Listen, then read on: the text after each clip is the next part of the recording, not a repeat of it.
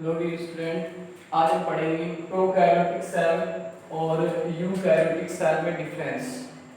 तो जो प्रोकैरियोटिक और जो यूकैरियोटिक सेल हैं, इनमें डिफरेंस जो है वो क्या क्या होते हैं, कौन कौन से होते हैं। तो नंबर एक, जो प्रोकैरियोट है, प्रोकैरियोट वो दो वर्ड से मिलकर बना है, तो प्रो और एक कैरियोन। प्रो का मतलब होता है प्रिमिटिव और कैरियोट का मतलब होता है न्यूक्लियस। प्रो का मतलब प्रिमिटिव, कैरियोट का मतलब न्यूक्लियस। प्रिमिटिव का मतलब आदिम या पुराना, प्राचीन या फिर अल्प विकसित। न्यूक्लियस जो है इसका मतलब होता है केंद्रक। क्लियर। इधर जो यूकैरियोटिक सेल है, यूकैरियोटिक में यू का मतलब होता है एडवांस, यू का मतलब होता है एडवांस, और कैरियन का मतलब होता है न्यूक्लियस, यानी पूर्ण विकसित नवीन जो केंद्रक वो। तो प्रोकैरियोटिक और यूकैरियोटिक में पहला जो डिफरेंस है वो यही है कि जो प्रोकैरियोटिक सेल होती हैं उसमें जो न्यूक्लियस होता है, न्यूक्लियस वो अल्प विकसित होता है, अल्प विकसित होता है। इधर यूकैरियोटिक सेल जो है इसमें जो न्यूक्लियस है वो पूर्ण विकसित होता है।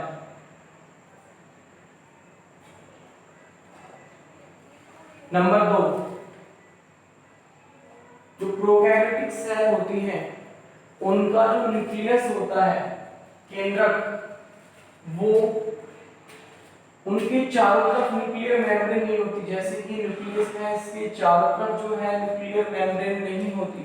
इनका जो न्यूक्लियस है, आनुवंशिक पदार्थ जो डीएनए होता है, वो साइटोप्लाज्म कोशिका द्रव्य में बिखरा हुआ रहता है। इनके चारों तरफ न्यूक्लियर मेम्ब्रेन मतलब कि केंद्रक झिल्ली अनुपस्थित होती है, जिसके कारण इसका जो आनुवंशिक पदार्थ जो है वो क्या होता है, न्यूक्लियोइड्स केंद्रकाव जो है, केंद्रकाव के रूप में होता है। और यहाँ पर जो केंद्रक है न्यूक्लियस, उसके चारों तरफ न्यूक्लियर मेम्ब्रेन होती है, इसलिए इसका जो केंद्रक होता है वो पूर्ण विकसित होता है। यानी कि इनके चारों तरफ क्या पाई जाती है, न्यूक्लियर मेम्ब्रेन, केंद्रक झिल्ली पाई जाती है। क्लियर। नंबर तीन, यदि हम साइज की बात करें तो हमने प्रोकैरियोटिक सेल में किसको लिया है, बैक्टीरियल सेल को, और यूकैरियोटिक सेल में किसको लिया है, एनिमल सेल को। ठीक है। इनका जो साइज होता है, बैक्टीरियल सेल जो होती है उसका साइज बहुत ही कम होता है, 0.8 माइक्रोमीटर से 5 माइक्रोमीटर तक। और इनका जो साइज होता है वो होता है 5 माइक्रोमीटर से 20 माइक्रोमीटर। इनका जो साइज होता है वो बड़ा होता है। नंबर चार, इसके अंदर बैक्टीरियल जो सेल है, जीवाणु जो कोशिका है, उसमें जो सेल वॉल बाहर की तरफ, ये वाली जो रेड कलर से दिखा रखी है, ये वाली क्या होती है, सेल वॉल, कोशिका भित्ति जो है वो प्रेजेंट होती है। और ये सेल वॉल जो होती है वो किसकी बनी होती है, ये सेल वॉल जो बैक्टीरियल सेल है इसकी सेल वॉल पेप्टिडोग्लाइकन की बनी होती है, पेप्टिडोग्लाइकन। और इधर यदि हम बात करें यूकैरियोटिक सेल में, तो जो प्लांट सेल होती है, प्लांट सेल, उसके अंदर जो सेल वॉल होती है वो सेलुलोज की बनी होती है। और एनिमल जो सेल होती है उसके अंदर सेल वॉल एब्सेंट होती है। नंबर 5, जो बैक्टीरियल सेल है, प्रोकैरियोटिक सेल है, इसके अंदर कोशिका झिल्ली से आवृत जो कोशिकांग होते हैं, कोशिका झिल्ली से आवृत कोशिकांग जैसे कि ER, endoplasmic reticulum, mitochondria, Golgi काय और सेंट्रियोल, तारक काय, ये सभी क्या होते हैं? एब्सेंट होते हैं।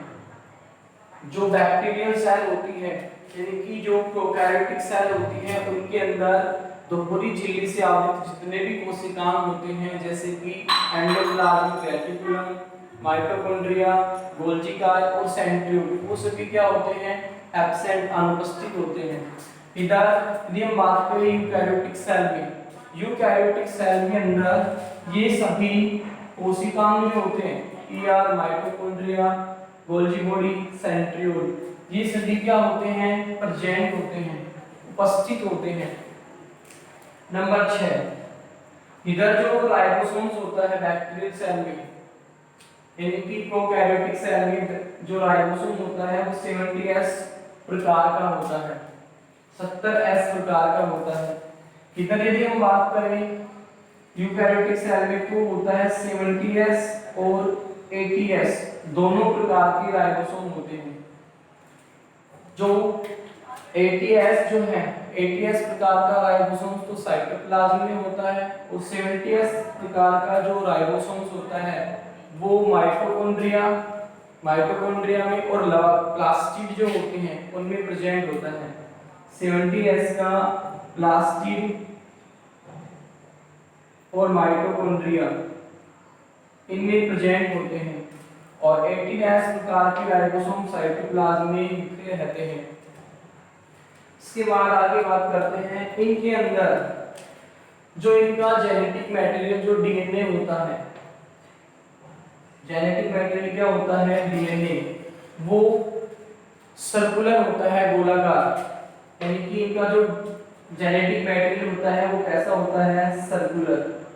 इनका प्रोकैरियोटिक सेल का, इधर यूकैरियोटिक सेल का जो जेनेटिक मटेरियल डीएनए होता है वो लीनियर होता है, लीनियर, क्लियर। उसके बाद नंबर 8, प्रोकैरियोटिक सेल के अंदर, बैक्टीरियल सेल के अंदर ट्रांसक्रिप्शन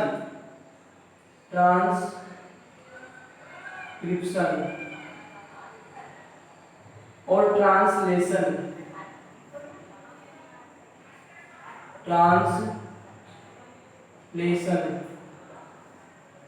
इनकी जो प्रक्रिया होती है, यानी कि अनुलेखन और अनुवादन। अनुलेखन का मतलब होता है डीएनए से आरएनए का बनना, और अनुवादन का मतलब होता है आरएनए से प्रोटीन का बनना। ये सभी प्रक्रियाएं इनके साइटोप्लाज्म में होती हैं, कोशिका द्रव के अंदर होती हैं।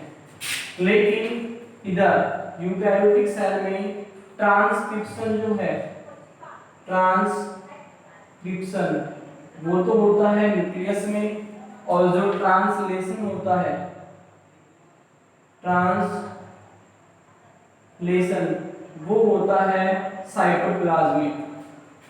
ट्रांसक्रिप्शन का मतलब अनुलेखन, अनुलेखन का मतलब डीएनए से आरएनए का बनना, ट्रांसलेशन का मतलब आरएनए से प्रोटीन का बनना। ये दोनों प्रोसेस प्रोकैरियोटिक सेल में साइटोप्लाज्म में होती है, कोशिका द्रव में। इधर ट्रांसक्रिप्शन है, ट्रांसक्रिप्शन की प्रोसेस होती है न्यूक्लियस के अंदर, और ट्रांसलेशन जो है इसकी प्रोसेस होती है साइटोप्लाज्म, कोशिका द्रव में, क्लियर। नंबर 9, इनके अंदर जो स्टोन प्रोटीन होती है, स्टोन प्रोटीन, इनमें प्रोकैरियोटिक सेल में स्टोन प्रोटीन जो है उनका अभाव होता है, इनकी डीएनए के साथ नहीं होती, और इधर स्टोन प्रोटीन जो है वो प्रेजेंट होती है, उपस्थित होती है, क्लियर।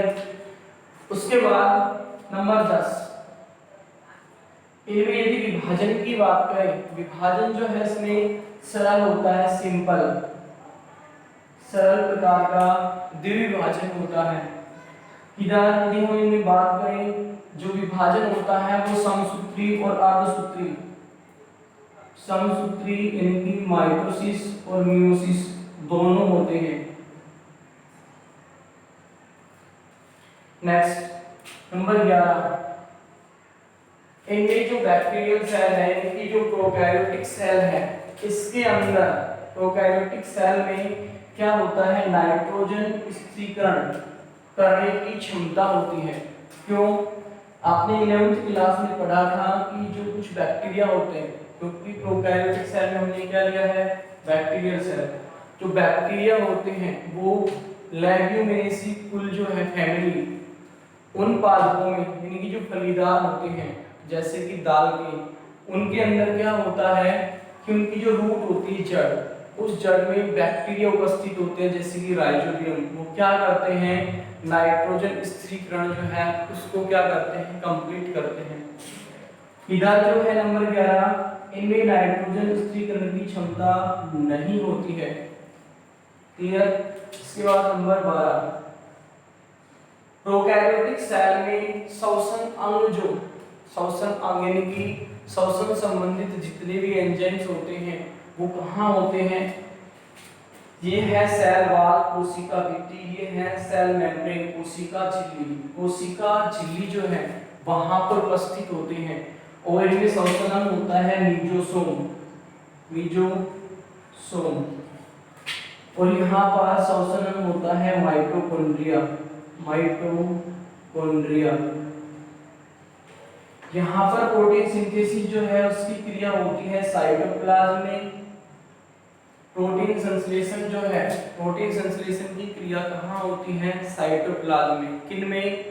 प्रोकैरियोटिक सेल में। और इधर यूकैरियोटिक सेल में साइटोप्लाज्म, प्रोटीन सिंथेसिस, प्रोटीन संश्लेषण की जो क्रिया होती है वो होती है साइटोप्लाज्म प्लस राइबोसोम्स के जो साथ है वहां पर होती है। अब यदि हम आगे बात करें इसके एग्जाम्पल की, इसका जो एग्जाम्पल है वो है